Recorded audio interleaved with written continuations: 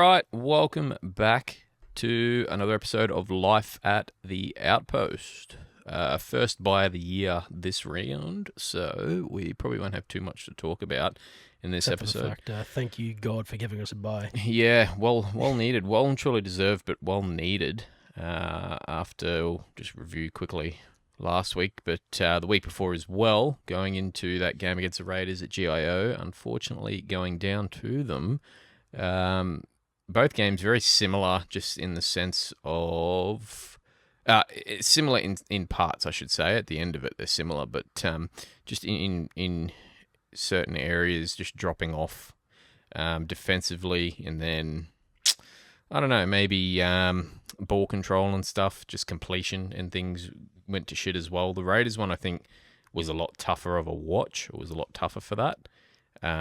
Dolphins not so much, seeing as we're actually in it for the first half even, really. But yeah. I just think the thing that disappoints me is that the second half efforts in both of these games were pretty lackluster. Yeah. It didn't feel too bad watching the first halves of either of these games, really. Like, at least with the Raiders one, it was a little bit of a grind to some extent. Yeah, they came off second best in the first half too, but at least they sort of tried a little bit towards in that first half. They were trying to put points on. Yeah. I don't. They couldn't get anything going together. It just felt weird watching. Yeah. Even the try that Sutton did get was sort of like pretty solo. Yeah. Yeah. It was a bit of a solo effort, really. Like, I think they ended that first half on like 3 or 4 tries to 1. So it's like they had ground to make, and they just showed no intent or like desire to make that ground in the second half, and that's what was hard to watch, I think. Yeah, the first half, that Raiders game, mind you, first half of it, I don't know. I mean, I wouldn't say they were out of it, but they had everything to do after maybe 15 minutes, 20 minutes. That first half of the first half was like, holy shit, these guys have come out to play. Yeah. Which is fair enough if you get teams that do that. Like, that's that. Yeah. Surely they put a lot of that energy into that first half and give you the opportunity to do something back. Yeah. But that opportunity just never came. Yeah, the tries, 3 tries every 2 minutes there. Seb, Chris, K.O. Weeks, and then Tom Starling. Those ones were the big ones where I think after that they almost got on the back foot a bit, or they're on the back heels, unfortunately. And yeah, from there it just sort of, I don't know, they never looked like they were going to not take control back, because they never fully had it, but take control of it. It's like scoreboard pressure type stuff. Like they just sort of dropped the ball. They just literally just dropped the ball every time they got it. Yeah, it was completion. It was back to what we'd seen earlier in the season. Completions just going to shit, and albeit, it was a tough game. It's always tough going down there to GIO. No one wants to play there, especially coming into winter. But yeah, that's what you got to do. You got to get it done. Raiders were just too good in that. I think, yeah, it was classic Raiders anyway. Albeit putting on a few more points than normal, they just sort of muscled down and put that defensive effort in, which frustrated the Cowboys a lot, it would seem. But then they were able to put some more points on top of that. I mean, the other thing to note is, like, even Ricky said he wasn't stoked with the Raiders' second half. Yeah. Yep. No one is ever stoked with the Raiders' second half. You look at all of their second halves this year, and there's a reason they're called the Faders, right? Yeah. So, like, I mean, they just lacked intent in that second half. Yeah. That's the thing for me. Yep. Yeah, it was hard watching that sense, just coming off a decent run, or a somewhat decent run. But tough game there. And then leading into the last weekend against the Dolphins up here at home, the loss streak against them continues. We don't have a very good run against them here back home, unfortunately. Dolphins just, I mean, they were in it. They were very much in it for that whole first half, basically. It was probably just 10, 15 minutes into that second half. The floodgates opened almost, it would seem. Yeah, I mean, there you go. Look, 66th minute was when Donahue put his try on, which was, Cotter had him wrapped over the top, and he just sort of ducked under him, bit of a whoop, and walked straight over the line. Again, like the intent, Yeah. The intent really just... Like, this first half was awesome. Yeah. This first half was genuinely awesome. They had only barely just gotten over them, really. Yeah. Like, they'd only barely just got that extra try over them. There was very little within the game, and it was off a simple like side shift to Katoa. It could have easily been a game that didn't have to fall through the hands like this. Yeah. And the but scoreline too. Yeah, Even at a loss could have been a lot closer. But yeah, that last 10 minutes maybe, 15 minutes. Yes, yeah, that last 15 minutes. I think they just had a few too many penalties on them, Mm. and they started getting a little too risky. Fatigue too. Yeah, it just fell apart. It just fell apart. They let the points just walk in at that point. The Donahue one was the big one for me. Yeah, that's when we sort of knew, okay, yeah, they're done. Yeah, well, that's probably the point where they almost decided, well, we're done. It almost seemed like it was a heads down moment from there. That's right. You could see the fatigue in a lot of the boys. So yeah, like we were saying, a well needed bye this week, and we've got another one in a couple of weeks, which is good. So very useful halfway through the year after a hard start, heavy start. So you've got to love them around Origin time, man. It's so good. Very, very handy and very well deserved. We are one of the teams that travels. I mean, outside of the Warriors, obviously, we travel a fair bit, or travel a fair distance rather. So well deserved. Chester, I think, in this one as well. I mean, didn't have an amazing game. He scored those 2 tries, one of them being a dubious one, I think, in my opinion. But hey, you take them when you can get them. I know it's a Cowboys podcast, but that was not a try, man. Yeah, everyone knows. Everyone knows it wasn't a try. Just like everyone knows half of the shit that. And the thing is, if we won this game as well, all you would have heard is just. Exactly. It's like that Tigers game. Remember that Tigers game back in the day with Felty? Got ran off the ball. But, you didn't hear the end of it for like 3 years. Yeah, like it was. It was a joke. Yeah, just again, like we talk about most weeks, a very clear showing of the standard of refereeing, or the accepted standard of refereeing at the moment, unfortunately. But yeah, we'll have a quick look at our next week's matchup. We might as well have a quick squiz at that against the Warriors there, which is over in New Zealand. So that is going to be a tough one for us, I think, having to travel.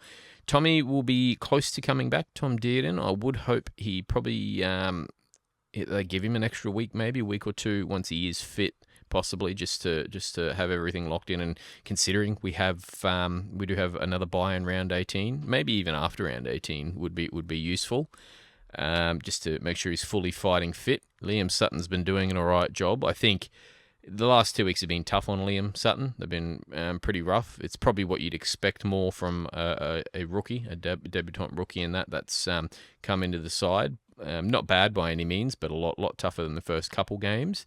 But yeah, I think he's plugging a hole and doing a job, decent job.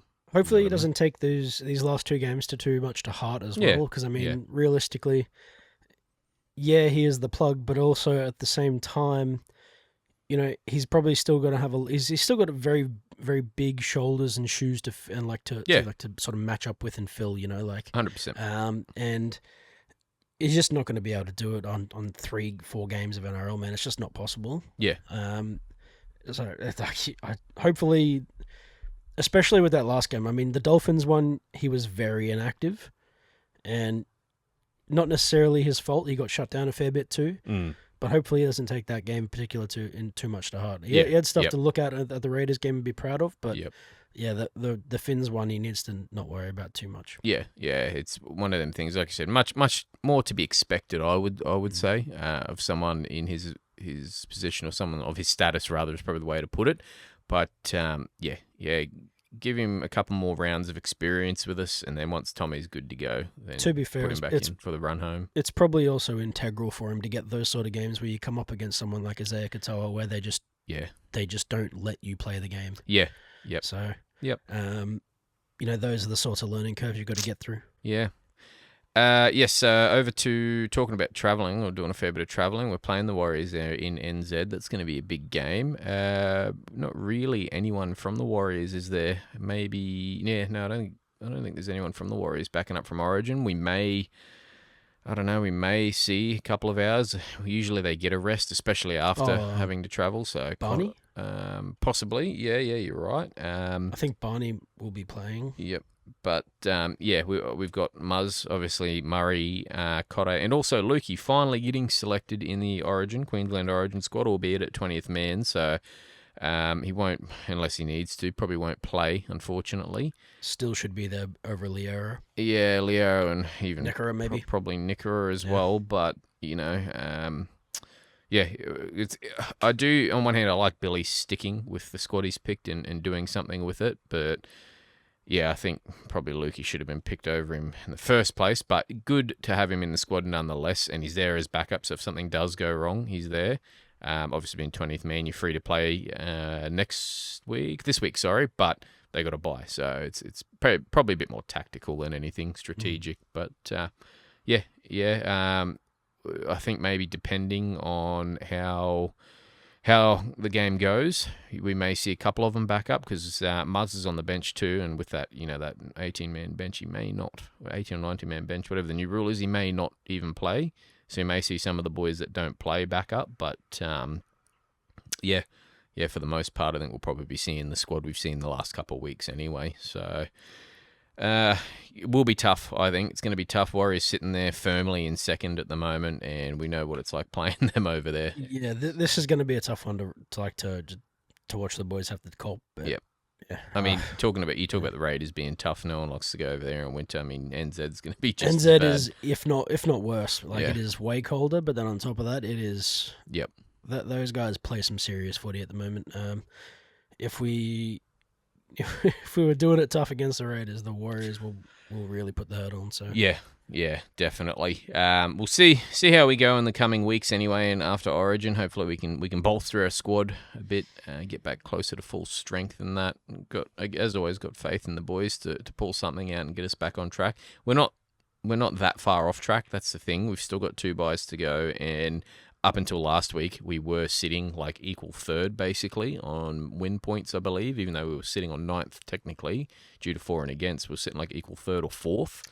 I was actually looking at that too. I think we're down to -13 now. We're doing good now. It's for and against is last 2 weeks bombed us a bit, but still rough. Yeah, exactly. Which is unfortunately not very handy this season, much like the last couple, where it's such a logjam from like 3rd or 4th till 8th, or even like 10th. Man, yeah, it's even up to 10. Everyone's 11, either 12, tied or missing, or separated by 2 points. 1 win. So. Hopefully they can come back full strength and we can start to get some wins on. I think that's probably about it in terms of news around the club, though. I think the only news I heard is probably Logie. Yeah. The rumours are Lodge getting shopped to the Super League, which I wouldn't be surprised if it's not just rumours. He only came on a 1-year deal, probably to do a job and fill a hole, which he's done quite well. He's done far better than I thought he would. Way better than I expected. I've got to give him credit. He's not just plodded along. He started the season slow, but has actually filled in and done a real good job. So good on him. I don't know if they can work something out. It's more useful for us, but.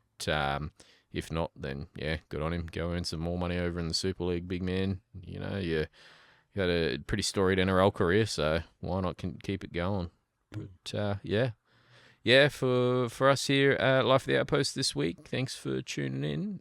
Or remember to hop on our socials, Instagram, Facebook, over on YouTube there to watch the video of this podcast, the vodcast, and keep up to date with everything going on. But for this week, thanks for tuning in. Cheers.